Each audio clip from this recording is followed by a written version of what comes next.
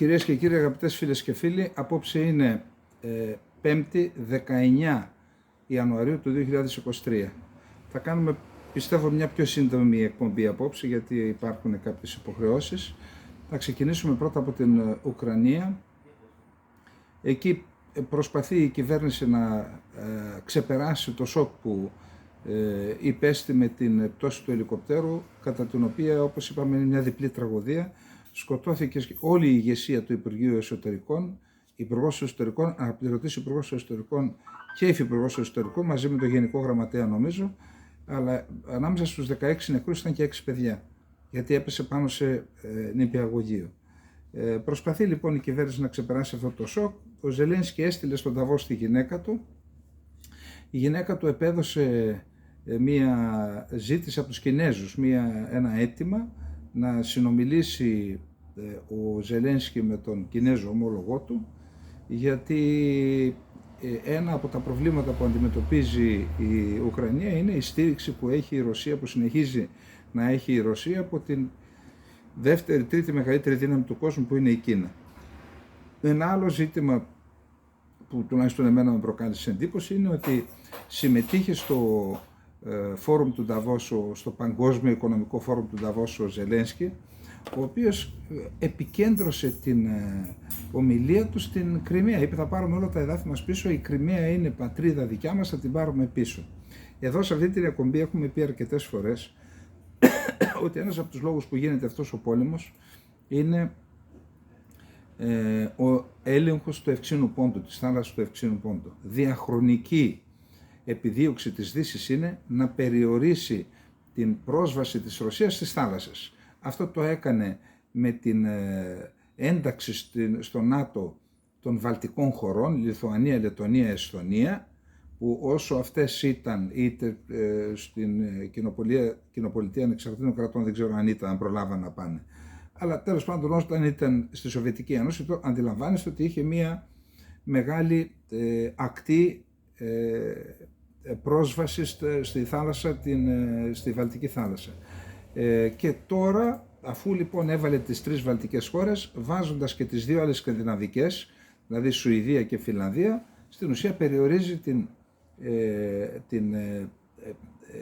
τις ακτές πρόσβασης στη Βαλτική θάλασσα σε μερικές δεκάδες χιλιόμετρα, είτε στον κόλπο της Αγίας Πετρούπολης, είτε στο θύλακα του Καλίνιγκραντ.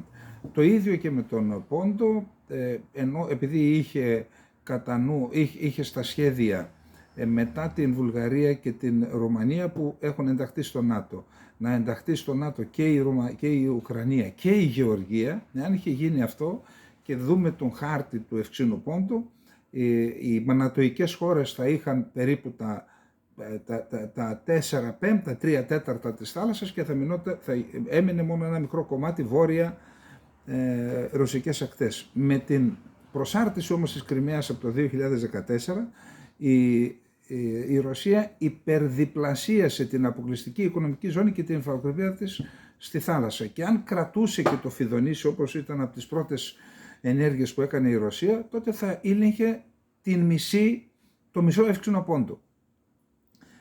Άρα ποια είναι η βασική επιδίωξη της Δύσης?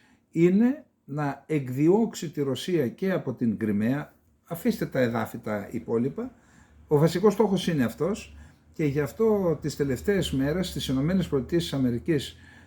υπήρχε έντονη συζήτηση να δοθούν όπλα με τα οποία ο Ουκρανικός στρατός από τις θέσεις που έχει σήμερα μπορεί να προσβάλλει, εννοώ μεγάλο βεληνικούς, να προσβάλλει τις θέσεις των ρωσικών στρατευμάτων στην Κριμαία. Και ενώ συμβαίνουν αυτά, βγήκε ο Ζελένσκι στο Νταβός, στο φόρουμ του Νταβός, εκεί που έκανε συμμετείχε μέσω βιντεοδιάσκεψης, και είπε ότι εμείς θα πάρουμε την Κριμαία πίσω, δώστε μας τα όπλα σας να πάρουμε την Κριμαία πίσω. Σαν να έλεγε: δώστε μας τα όπλα σας να πάρουμε και για τα δικά συμφέροντα την Κριμαία πίσω.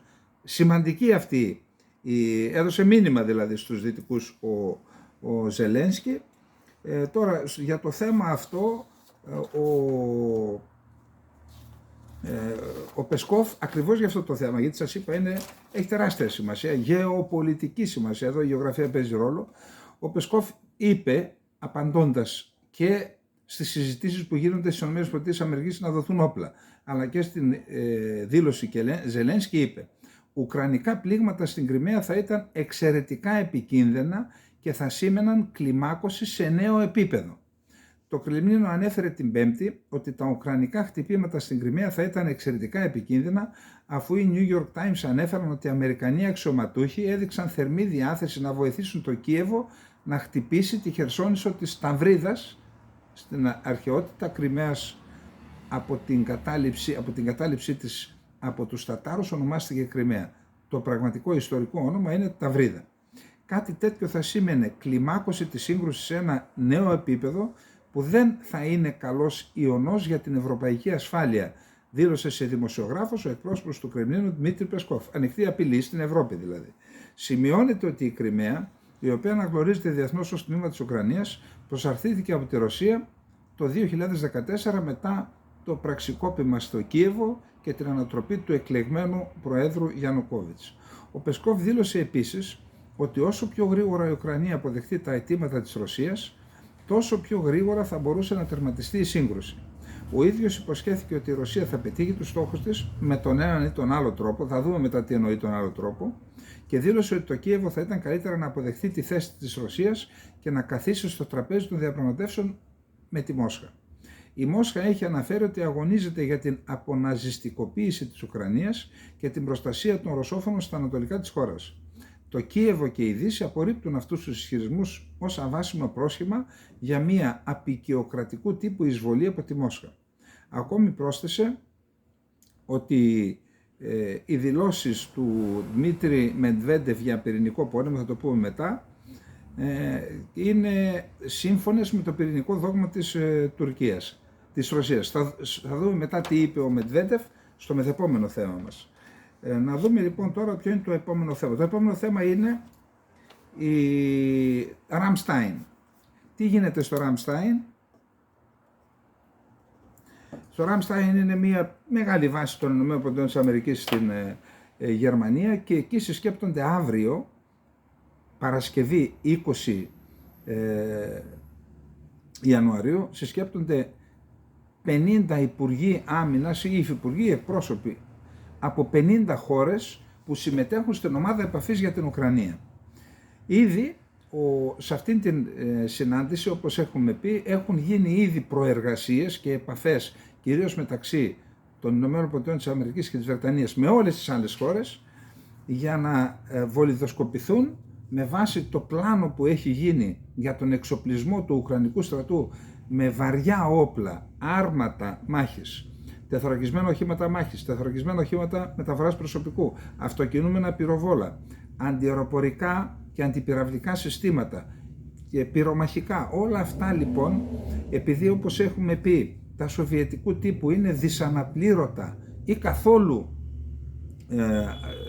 δεν υπάρχει καμία δυνατότητα να αναπληρωθούν, το συμπέρασμα που έχουν βγάλει και οι Δυτικοί και το Ουκρανικό Υπουργείο Άμυνας είναι ότι πρέπει να εξοπλιστεί ο Ουκρανικός στρατός με δυτικού τύπου, δυτικής κατασκευής οπλικά συστήματα, ούτως ώστε η αναπλήρωσή τους να είναι δυνατή, η επισκευή τους να είναι δυνατή και η αναπλήρωση των πυρομαχικών να είναι και αυτή δυνατή. Υπό αυτή την έννοια έχει γίνει ένα πλάνο. Και με βάση αυτό το πλάνο έχουν προηγηθεί οι επαφές, έχουν γίνει οι βολιδοσκοπήσεις και οι πιέσεις, θα δείτε παρακάτω, και αύριο θα ληφθούν αποφάσεις. Όσες είναι δυνατόν να ληφθούν, για το ποια χώρα θα δώσει τι, ούτως ώστε να συμπληρωθεί ο κατάλογος και να δοθούν το ταχύτερο δυνατόν τα οπλικά συστήματα στην Ουκρανία για να ξεκινήσει και πάλι το ταχύτερο δυνατόν αντεπιθέσεις σε δύο κατευθύνσεις, η μία στη Ζαπορίζια και η άλλη στο Ντονμπάς, και η αντεπίθεση στην Ζαπορίζια θα έχει τον εξής στόχο. Εκεί το έδαφος είναι αρματικό, δηλαδή μπορούν, αν όντως γίνουν μερικές ταξιαρχίες τεθωρακισμένες και μπορέσουν να σπάσουν την άμυνα της Ρωσίας, μπορούν να προελάσουν μέχρι τις ακτές της Μεότιδας λίμνης, όπως ονομαζόταν στην ελληνική περίοδο της περιοχής η Αζωφική θάλασσα. Εάν λοιπόν γίνει αυτό, τότε θα έχουν αποκοπεί τα μέτωπα της Ρωσίας. Θα υπάρχει το βόρειο μέτωπο και το νότιο μέτωπο. Αυτό λοιπόν το νότιο μέτωπο είναι δύσκολο έως αδύνατο να κάνει άμυνα εκεί ο ρωσικός στρατός και θα υποχρεωθεί να το εγκαταλείψει για να αμυνθεί στην Κριμαία, αν είναι δυνατόν να αμυνθεί εκεί, που εκεί η άμυνα είναι πιο εύκολη, επειδή είναι σαν νησί η Κριμαία, είναι εξαιρετικά δύσκολο να καταληφθεί, εκτός κι αν ισοπεδωθεί με βομβαρδισμούς. Εδώ λοιπόν, άρα το ζητούμενο είναι τεθωρακισμένα άρματα μάχης, τεθωρακισμένα οχήματα μεταφοράς προσωπικού, τεθωρακισμένα οχήματα μάχης και αυτοκίνητο πυροβολικό. Αυτά είναι τα βασικά ζητούμενα. Είναι από σήμερα ο Υπουργός Άμυνας, ο κύριος Μίλερ των ΗΠΑ, με τον Πιστόριους, τον νέο Υπουργό Άμυνας της Γερμανίας, ο οποίος δεν πρόλαβε άνθρωπος να ζητάει την καρέκλα του, άρχισαν οι πιέσεις. Πιέζουν λοιπόν τη Γερμανία να δώσει Leopard. Τι συμβαίνει με τα Leopard? Η Rheinmetall, που είναι το εργοστάσιο, η βιομηχανία που κατασκευάζει τα Leopard, δήλωσε το εξής. Ακούστε, λέει, εσείς οι πολιτικοί μπορείτε να μιλάτε και να λέτε οτιδήποτε. Εγώ έχω να σας πω το εξής. Το άρμα καταρχάς δεν είναι κάτι που βγαίνει από τη μια μέρα στην άλλη. Θέλει χρόνια για να βγει. Όπως και τα F-16 που ζητάει η Τουρκία, δήλωσε η εταιρεία που τα κατασκευάζει ότι ζει σε Μάη μετά από 5 χρόνια. Λέει λοιπόν, έχω έτοιμα, αλλά τι έτοιμα? Τον κορμό του άρματος. Έχω έτοιμα 22 Leopard Α2 και περίπου 50 Α1, τα παλιά τα Leopard. Τι σημαίνει αυτό όμως? Αυτό δεν σημαίνει ότι μπορώ να τα βάψω. Είναι η δήλωση της βιομηχανίας. Να πάρω να τα βάψω και να σας τα δώσω. Αυτά πρέπει να μπουν συστήματα πάνω. Δεν είναι έτοιμα. Και τα συστήματα αυτά, για να μπουν, πρέπει να γίνουν οι παραγγελίες, διότι το εργοστάσιο δεν κατασκευάζει όλα τα συστήματα. Από αλλού έρχεται η μίζα, από αλλού έρχεται το κυβότιο ταχυτήτων, από αλλού έρχεται ο κινητήρας, τα σκοπευτικά, το πυροβόλο. Αυτά λοιπόν θέλουν. Εγώ πριν το 24 δεν μπορώ να σας παραδώσω άρματα. Αφήστε που χρειάζονται πολλά εκατομμύρια για να τα κάνουν. Ποιος θα δώσει τα εκατομμύρια? Ήδη έβγαλε δηλαδή το εργοστάσιο την πρώτη δυσκολία. Τι μένει? Να δώσουν οι χώρες από τα έτοιμα άρματα που έχουν στο στρατό τους. Και τι τρίπλα έκαναν οι Γερμανοί?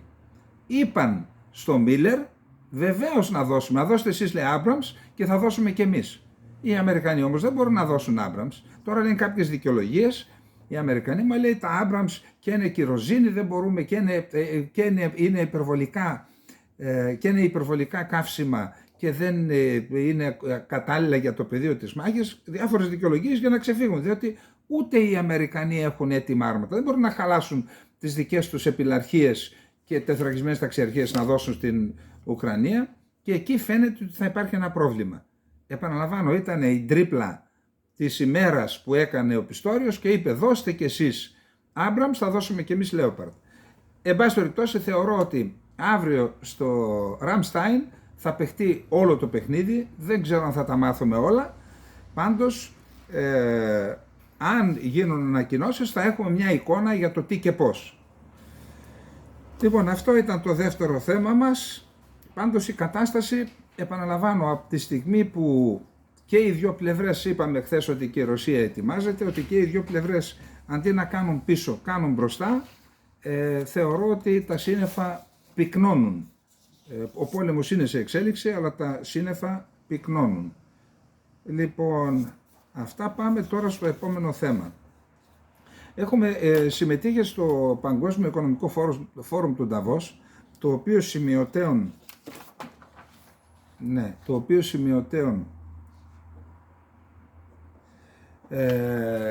είναι υποβαθμισμένο φέτος. Λέει ότι δεν συμμετείχε ο Σόρος, δεν συμμετείχαν και διάφοροι άλλοι.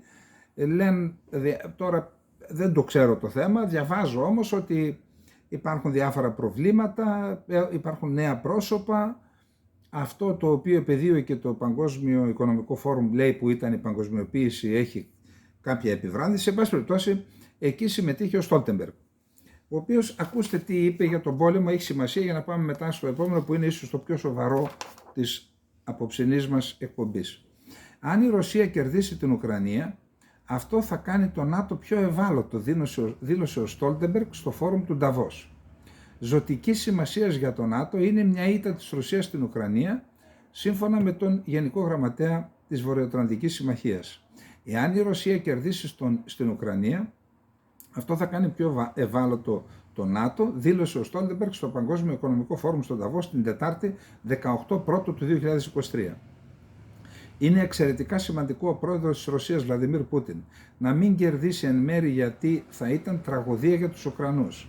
Αλλά θα ήταν πολύ επικίνδυνο για όλους μας. Γιατί τότε το μήνυμα προς τους αυταρχικούς ηγέτες είναι ότι όταν χρησιμοποιούν βία, όταν παραβιάζουν το διεθνές δίκαιο, πετυχαίνουν αυτό που θέλουν, σημείωσε. Βεβαίως έτσι ακριβώς είναι, αλλά αυτό το συμπέρασμα, κύριε Στόλτεμπεργκ, πρέπει να το βγάλεις πρώτα για τον Ερντογάν και τους προκατόχους του. Διότι αυτοί μπήκαν στην Κύπρο, τους νομιμοποιήσατε κι εσείς στο ΝΑΤΟ, είναι μια νατοϊκή χώρα με νατοϊκά όπλα, γερμανικά, αμερικάνικα όπλα, είναι δύναμη κατοχής σε μια ανεξάρτητη χώρα, αναγνωρισμένη από τον ΟΗΕ και μέλος της Ευρωπαϊκής Ένωσης, και επειδή τον νομιμοποιήσατε εκεί, μετά άρχισε να εισβάλλει στη Συρία, στο Ιράκ, στη Λιβύη, εισβολή είναι και αυτή, στην Αρμενία, στο Ναγκόρνο Καραμπάχ, και κάνει εισβολές, και αυτά οι εισβολές είναι αυτά που κάνει, υπερπτήσεις στην Ελλάδα. Άρα τώρα ξυπνήσατε, νομιμοποιήσατε τον Ερντογάν και ανοίξατε την πόρτα για τον Πούτιν. Διώξτε τον Ερντογάν από εκεί για να νομιμοποιηθείτε μετά να μιλάτε, να είστε πιο ειλικρινείς όταν απευθύνεστε σε άλλους. Θα μας έκανε πιο ευάλωτους. Ο Στόλτεμπεργκ επισήμανε ότι η στρατιωτική υποστήριξη προς την Ουκρανία αυξάνει τις πιθανότητες για ειρήνη. Τα όπλα είναι ο δρόμος για την ειρήνη. Και αυτό μπορεί να ακούγεται παράδοξο, μάγος είσαι, που ακούγεται παράδοξο. Αλλά ο μόνος τρόπος για να επιτευχθεί μια συμφωνία κατόπιν διαπραγματεύσεων είναι να πείσει τον πρόεδρο Πούτιν ότι δεν θα κερδίσει στο πεδίο της μάχης και ότι πρέπει να καθίσει, αφού δεν θα κερδίσει, πρέπει να καθίσει να διαπραγματευτεί. Λοιπόν, αυτή είναι η άποψη του ΝΑΤΟ. Την ακούμε, την αξιολογούμε, πάμε να δούμε πώς την αντιμετωπίζει η άλλη πλευρά. Θεωρώ, επαναλαμβάνω, ότι αυτό είναι το σημαντικότερο επιχείρημα, λογική τέλος πάντων, που άκουσα από πλευράς της ρωσικής πλευράς. Ακούστε τι λέει λοιπόν ο Μετβέντεφ, ένας ισχυρός άντρας, δεν είναι τυχαίος, κρεμάτισε και πρόεδρος της Ρωσίας. Προσέξτε, θεωρητικά το βάζει. Η ήττα μιας πυρηνικής δύναμης σε έναν συμβατικό πόλεμο μπορεί να προκαλέσει το ξέσπασμα ενός πυρηνικού πολέμου.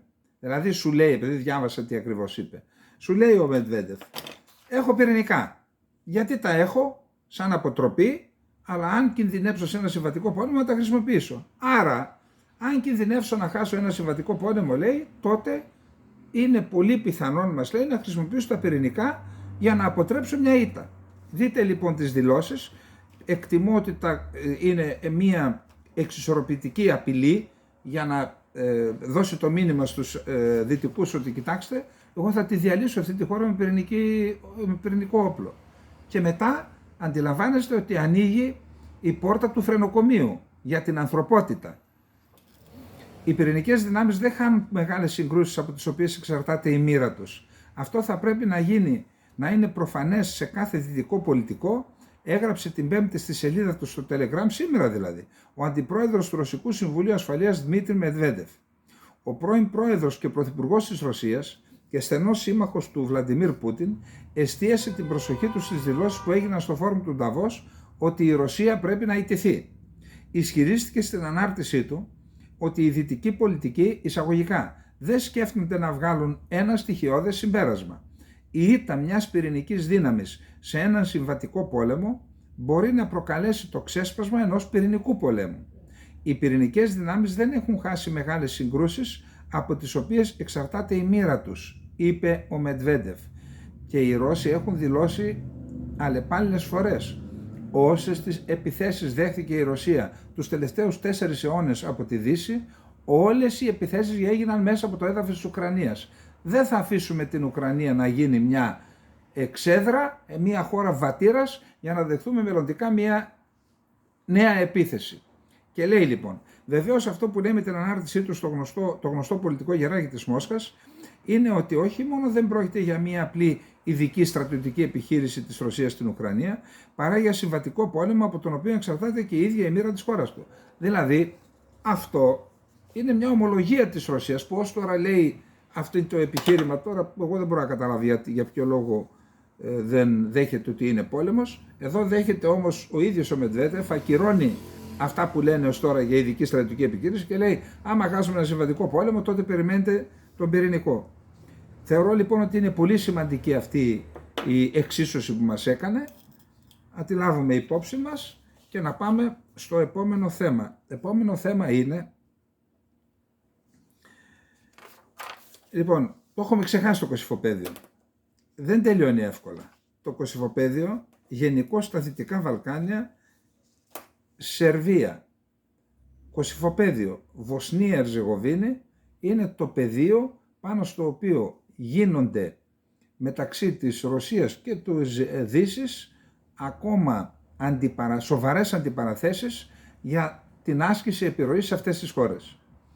Και το Κωσυφοπαίδιο είναι πραγματικά ένα πεδίο που αξίζει να το παρακολουθούμε. Καταρχάς εδώ φαίνεται πάλι μια αντίφαση της Δύσης. Γιατί? Διότι λέει η Δύση ότι επιτέθηκε στην Σερβία το 1999 και εξασφάλισε την ανεξαρτησία του Κωσυφοπεδίου, επειδή κατοικείται από Αλβανούς σε ένα ποσοστό 80%. Ακριβώς το ίδιο συμβαίνει και με τις περιοχές που έχει επιτεθεί η Ρωσία. Και εκεί 90% είναι στο Ντονμπάς και είναι από 70% έως 80% στις άλλες περιοχές. Αυτοί που ψήφισαν ρωσόφιλο πολιτικό, μπείτε στις εκλογές στην Ουκρανία από το 1992 μέχρι σήμερα, θα δείτε τι επικρατούσε εκεί. Άρα, ό,τι έκανε η Δύση στο Κωσυφοπαίδιο το εισπράττει στην Ανατολική Ουκρανία. Το ίδιο ακριβώς.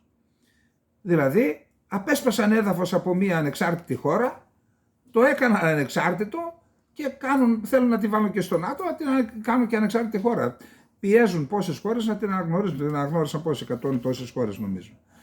Την Παρασκευή 20 Ιανουαρίου, αύριο δηλαδή, έχουμε πρωτοβουλία των ΗΠΑ και της Ευρωπαϊκής Ένωσης να ξεκινήσει πόλεμος μεταξύ του Βελιγραδίου και της Πρίστινας για να αποφευθεί μια νέα κρίση στην περιοχή.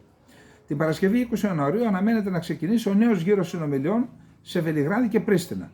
Αυτό που συζητείται εδώ και 2 μήνες περίπου είναι η αποκαλούμενη γαλλογερμανική πρόταση, η οποία προβλέπει την εξομάλυνση των σχέσεων Σερβίας-Κωσόβου χωρίς να υπάρξει αμοιβαία αναγνώριση.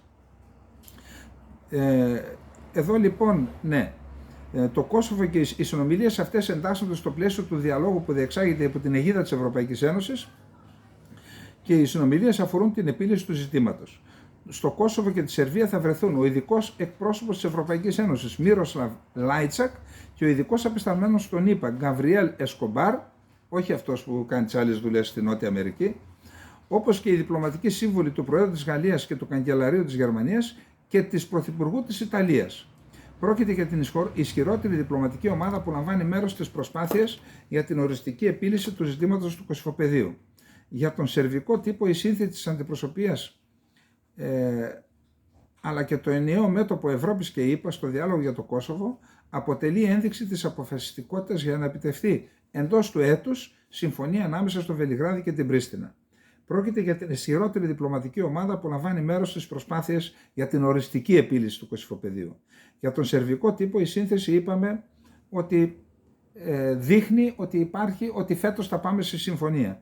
Αυτό που συζητείται εδώ και 2 μήνες περίπου είναι η αποκαλούμενη γαλλογερμανική πρόταση, όπου βρίσκουν ένα μοντέλο να τελειώσει, να λυθεί το πρόβλημα χωρίς η Σερβία να αναγνωρίσει την ανεξαρτησία του Κωσυφοπεδίου και το ανάποδο. Εντάξει, θα περιμένουμε, θα δούμε. Είναι καλοδεχούμενες τέτοιες προτάσεις και τέτοιες πρωτοβουλίες, αρκεί να μην έχουμε ένταση στην περιοχή μας. Τα Βαλκάνια είναι μια ευάλωτη περιοχή. Λοιπόν, πάμε τώρα στο επόμενο θέμα. Το επόμενο θέμα είναι η επικείμενη ή μάλλον σχεδιαζόμενη, προγραμματιζόμενη επίσκεψη του Ερντογάν στη Γερμανία.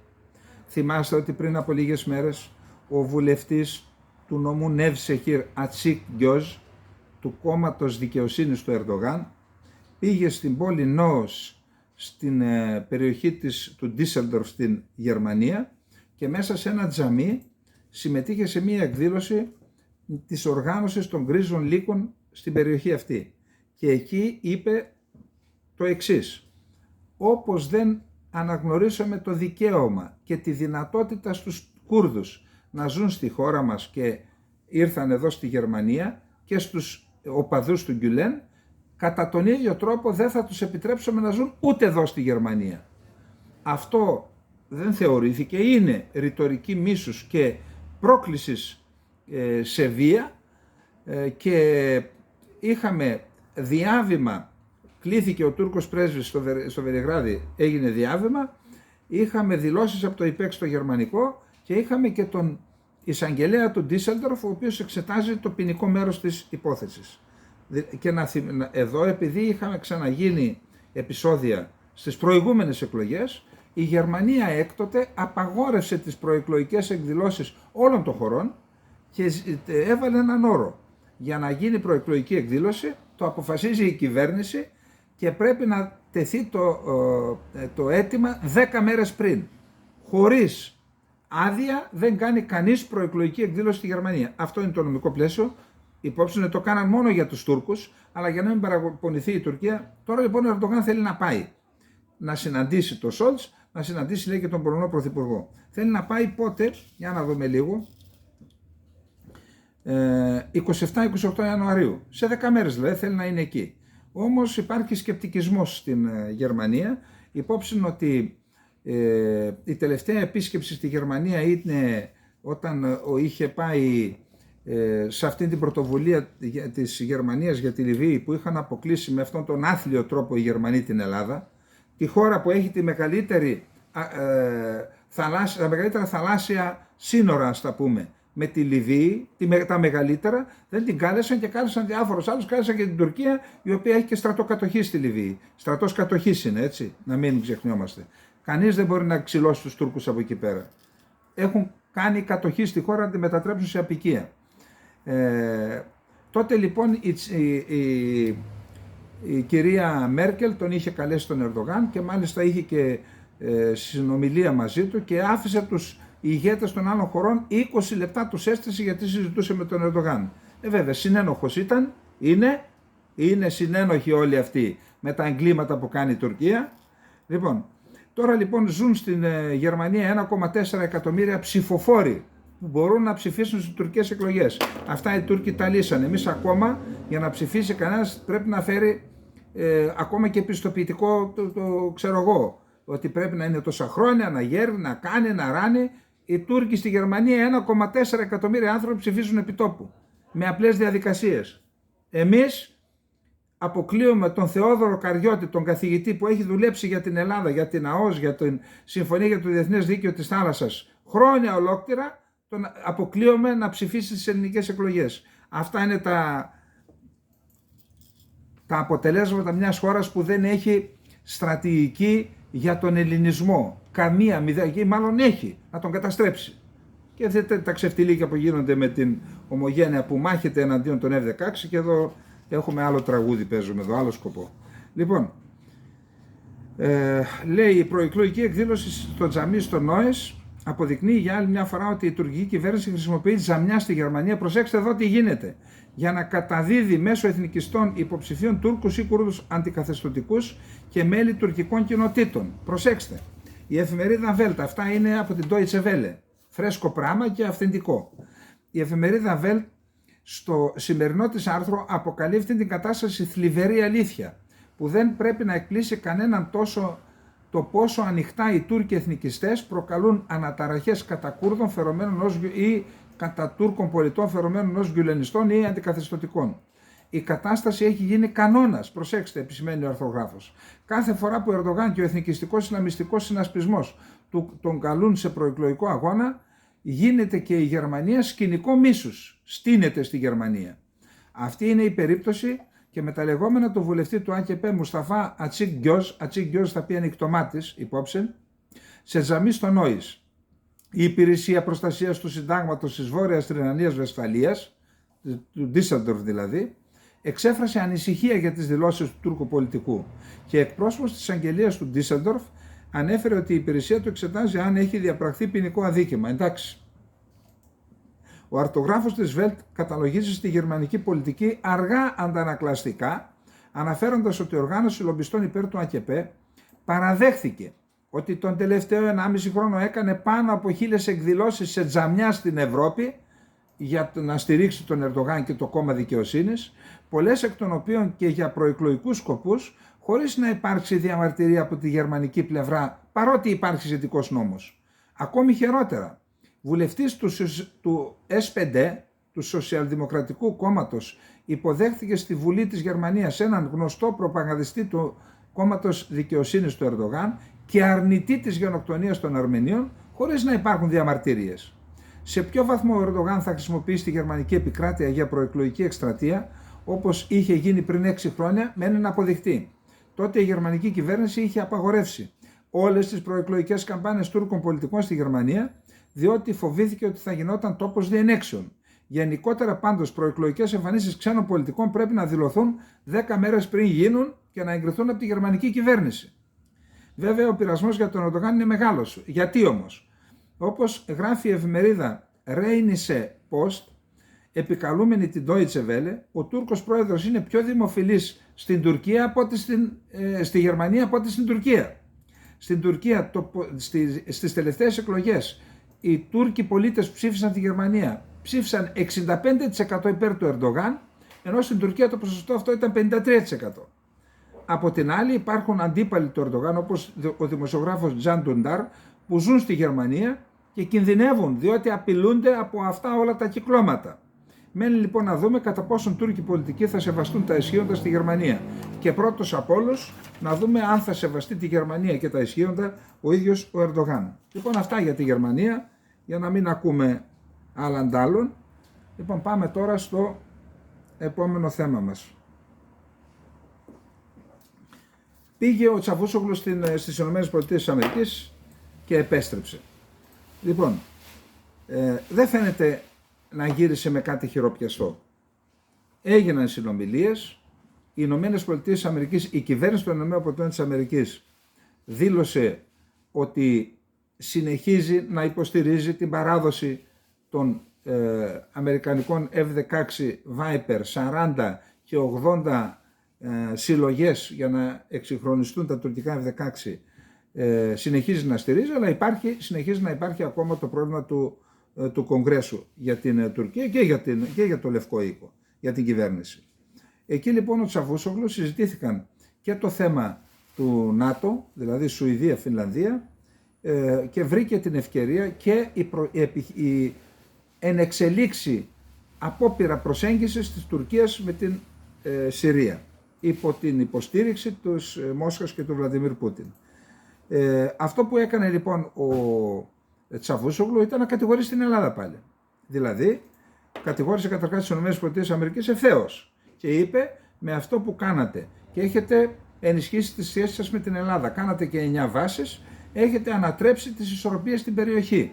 Διότι, δεν το είπε ο Τσαβούσογλου, αλλά το λένε οι επιτελείς του, διότι εμείς δεν θα μπορέσουμε να επιτεθούμε στην Ελλάδα αν υπάρχουν 9 βάσεις οι οποίες προστατεύονται από αμερικανικά αντιαεροπορικά πυρά, τότε δεν μπορεί να δράσει ελεύθερα η πολεμική μας αεροπορία, ενώ μπορεί να δράσει ελληνική και έτσι οι Έλληνες να έχουν έναν επιπλέον λόγο και δυνατότητα να υπηρεσχίσουν έναντι ημών.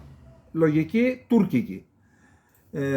Και επίσης ανέδειξαν και το θέμα της στρατιωτικοποίησης των νησιών, κατηγορώντας τις ΗΠΑ ότι τους δίνεται όπλα και αυτοί τα πηγαίνουν στα νησιά. Για παράδειγμα, αυτά τα τετραγωνισμένα οχήματα που μας έδωσαν τα ανιχνευτικά, η Ελλάδα διώχνοντας τα BMP-1 πήγε τέτοια στα νησιά, τότε που τα φωτογράφησαν με αυτόν τον απαράδεκτο τρόπο με τα μη επανδρομένα και εμείς δεν κάναμε τίποτα και τα έβγαλαν και στον τύπο.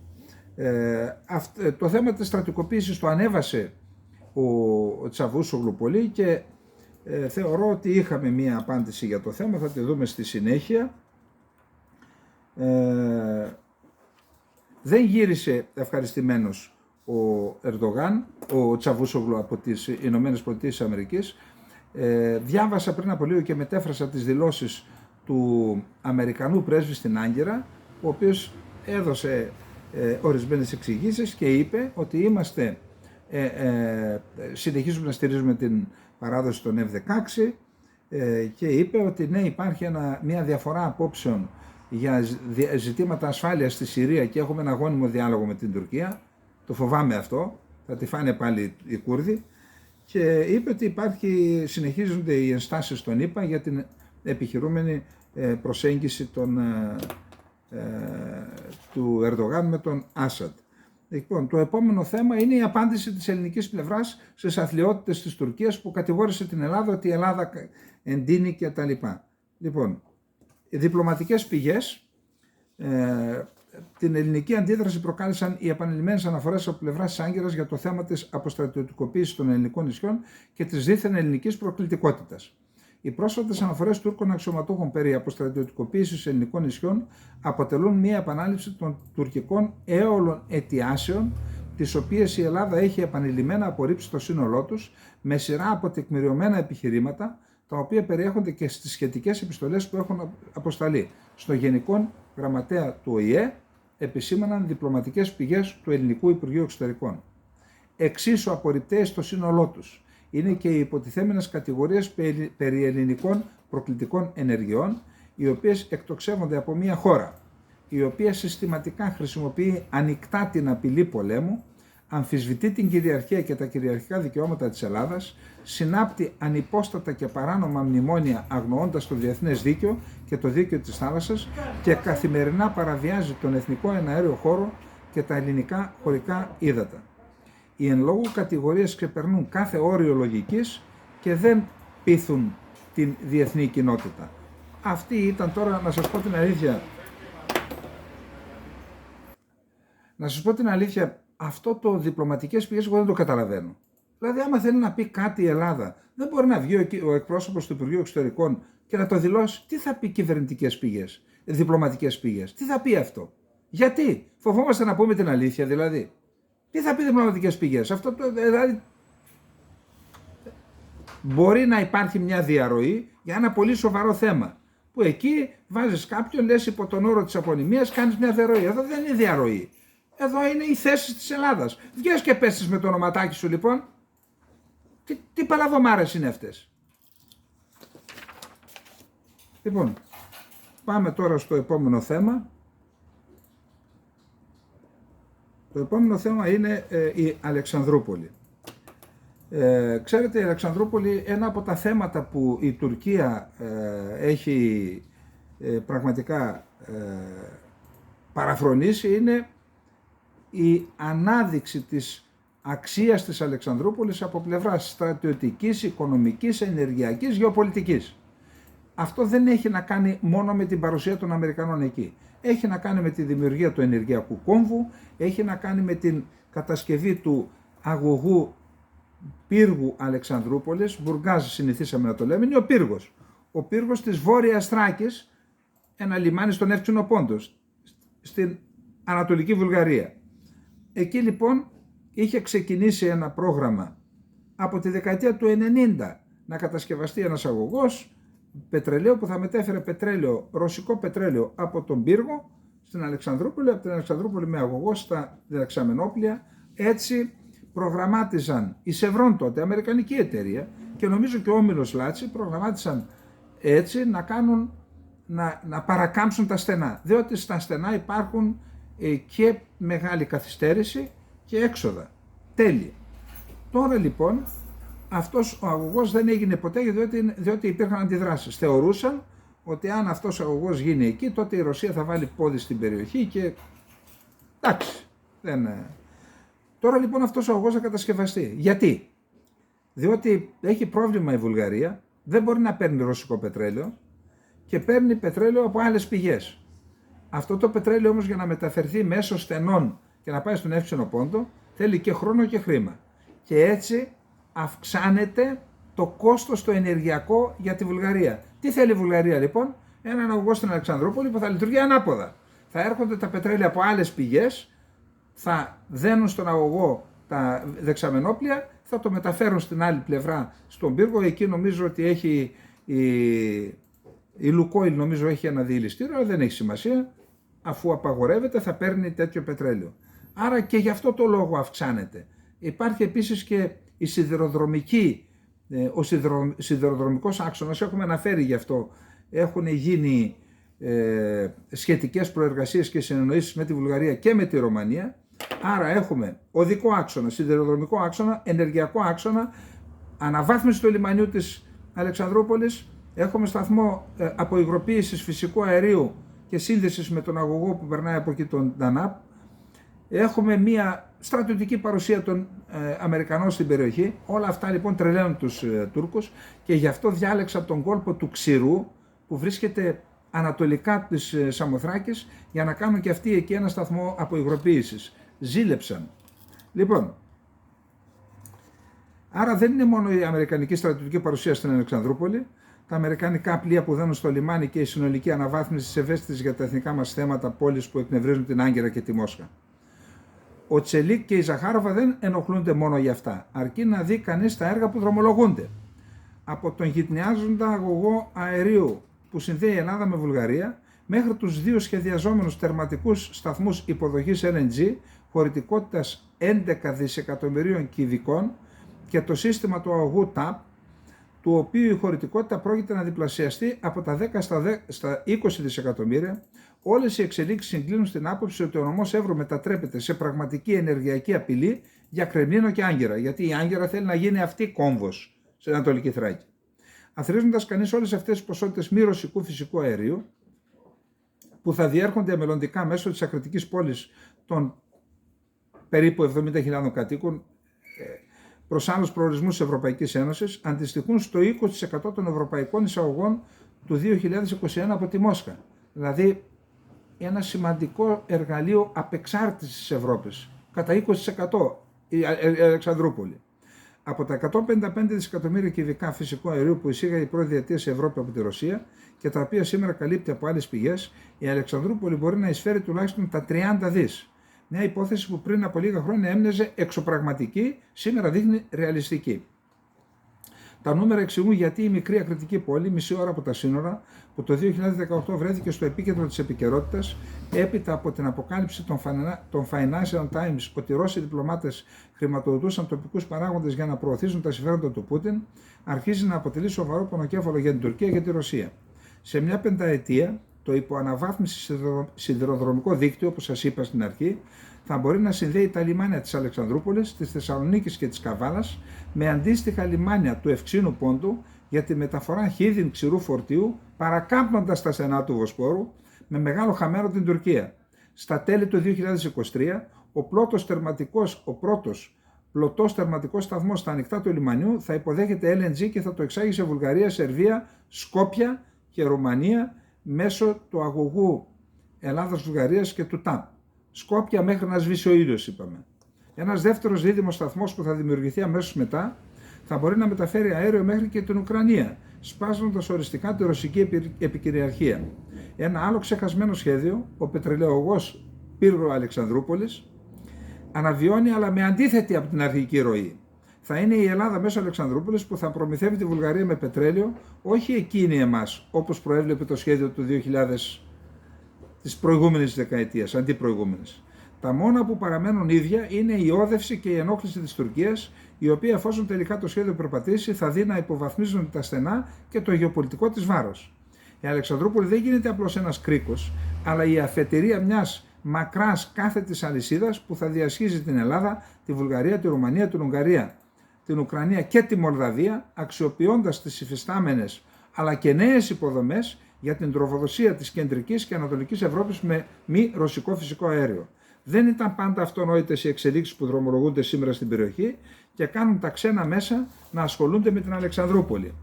Η από κάθε άποψη στρατηγική αναβάθμιση της πρωτεύουσας του Εύρου εξηγεί και τη στάση της Τουρκίας, που με κάθε ευκαιρία εκφράζει την ενόχλησή της, είτε με δηλώσεις αξιωματούχων, είτε μέσω των ΜΜΕ, αλλά και πράξεις όπως οι παλιότερες πτήσεις μαχητικών που παραβιάζοντας τον ελληνικό εναέριο χώρο είχαν πετάξει απόσταση 2,5 μιλίων από το λιμάνι της Αλεξανδρούπολης. Δώσε θάρρος στο χωριάτη, εντάξει, και εγώ χωριάτης είμαι, αλλά δεν ανεβαίνω σε κανένα, ούτε θάρρος παίρνω, ούτε ανεβαίνω σε ξένα κρεβάτια. Να σ' ανέβει στο κρεβάτι. Καθόλου τυχαίο ότι η περιοχή στην οποία είχαν τότε επιχειρήσει τα τουρκικά μαχητικά ήταν εκεί ακριβώς που στα τέλη του 2023 πρόκειται να λειτουργήσει η πρώτη από τις πλωτές μονάδες υποδοχής υγροποιημένου φυσικού αερίου. Για να ενοχλούνται οι γείτονες και να ασχολούνται τόσο συχνά με την περιοχή, κάτι σημαντικό συμβαίνει στον πιο ακριτικό νομό της χώρας. Λοιπόν, εδώ για να ξεκαθαρίζουμε τα πράγματα. Θα μου πείτε, πολλοί μου λένε μην τα λες αυτά, μην γίνεσαι απολογητικός γράπτος εκεί που ξέρεις. Όχι, δεν είναι έτσι. Από τους πρώτους που υποστήριξα και την παρουσία των Αμερικανών στην Αλεξανδρούπολη, αλλά και όλα αυτά τα project που εντάξει σταδιακά τα είδα να εξετυλίγονται. Από τους πρώτους και δέχτηκα και επικρίσεις. Όταν μετά είπα γιατί το έκανα αυτό, γιατί συμφέρει την Ελλάδα, τα εθνικά μας συμφέροντα. Και σε κανέναν δεν πέφτει λόγος, ούτε στη Ρωσία ούτε στην Αμερική. Όταν είπα όμως ότι δεν εξυπηρετεί τα εθνικά μας συμφέροντα και ιδιαίτερα τα συμφέροντα του ελληνισμού της Μαριούπολης και της Ρωσίας να στέλνουμε όπλα, τότε λένε όχι, είσαι από την άλλη πλευρά. Δεν είναι έτσι. Απλά πρέπει να καταλάβουν οι Έλληνες και ιδιαίτερα οι δικοί μας ακροατές ότι πάνω από τα συμμαχικά συμφέροντα είναι τα εθνικά συμφέροντα και κυρίως του ελληνισμού και κυρίως του απόδημου ελληνισμού που είναι ο μεγάλος αδικημένος από τις επιλογές αυτού του κράτους. Να μην πληγώσουμε κι άλλο τον ελληνισμό. Να μην πω τώρα και για τα F-16 και δείτε που έχουν ανεβεί στα κάγκελα οι Έλληνες της Αμερικής, που έχουν πάρει στην πλάτη τους, έχουν ξοδέψει εκατομμύρια στην καμπάνια εναντίον των F-16 και υπονομεύεται αυτός ο αγώνας από εδώ. Λοιπόν, πάμε στο τελευταίο θέμα που το σοβαρότερο είναι η δηλώση του Μετβέντεφ.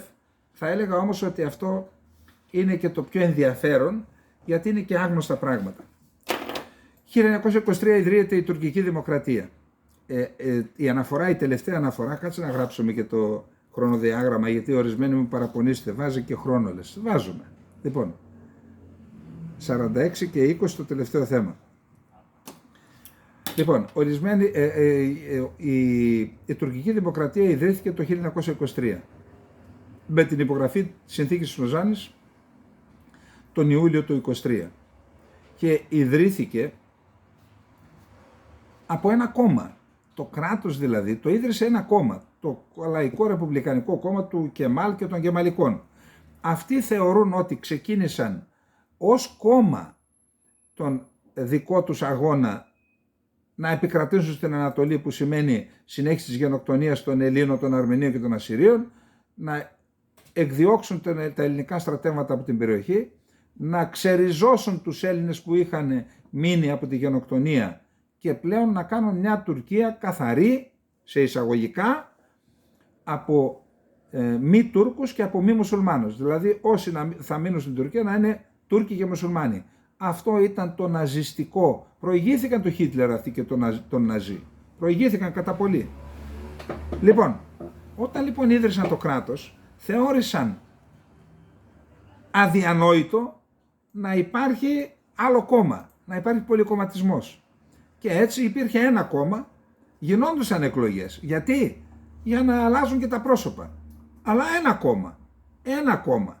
Έκαναν δύο απόπειρες την πρώτη δεκαετία να δεχτούν και άλλα κόμματα, δεν τα ανέχτηκαν, τα ξανακλείσανε, μέχρι που φτάσαμε στο τέλος του Δευτέρου Παγκοσμίου Πολέμου.